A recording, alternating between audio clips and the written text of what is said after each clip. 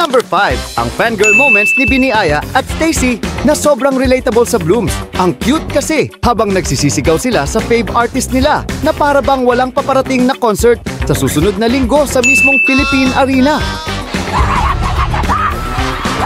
Sa number 4, yung mga scalpers na kinarma at di nakabenta.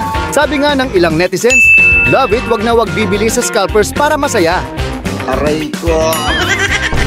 Sa number 3, ang talent number ni Jenny Kim. Yung performance na parang may pasaring sa flood control issue sa Pilipinas. Mo to kinuha dahil Kasi ito, may payong oh. Yan. wow naman.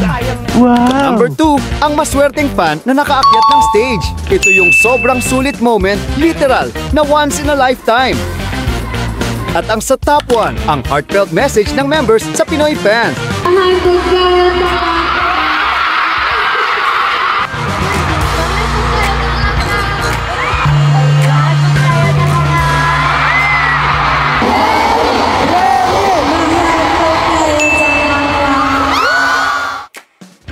Gusto mo ba ng Daily Top 5 ka modern? Dito lang yan, kaya mag-follow ka na!